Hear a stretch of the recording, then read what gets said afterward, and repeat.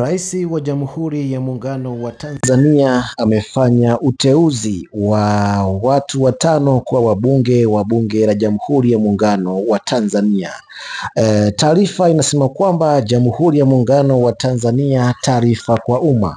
Rais wa Jamhuri ya Muungano wa Tanzania Mheshimiwa Dr. Samia Suluhu Hassan kwa mamlaka aliyonayo chini ya ibara ya 66 kwenye mabano 1E ya Katiba ya Jamhuri ya Muungano wa Tanzania ya mwaka 1977 amewateua wafuatao kuwa wabunge wa Bunge la Jamhuri ya Muungano wa Tanzania.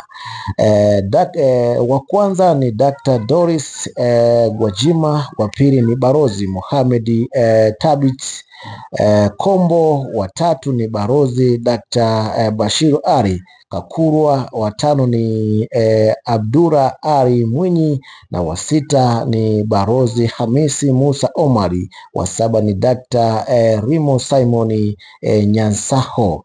Imetolewa na ofisi ya Katibu Mkuu Kiongozi. Bwana, hawa ni viongozi walioteuliwa kwa wabunge wa Bunge la Jamhuri ya Muungano wa Tanzania ambao amewateua Rais wa Jamhuri ya Muungano wa Tanzania Samia Suluhu Hassan.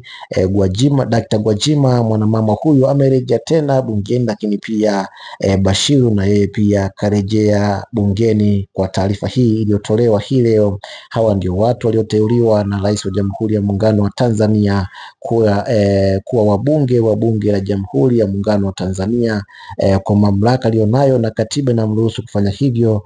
Ndicho kilichotokea hii leo na ndio uteuzi aliofanya hii leo Rais Samia Suluhu Hassan. Nikukumbushe tu mwanafamilia, usisahau kusubscribe, kulike, kushare na kucomment ili uwe wa kwanza kuzipata taarifa zetu za kimichezo, burudani, siasa na matukio mbalimbali yanayoendelea kutokea ndani ya Tanzania lakini pia nje ya Tanzania.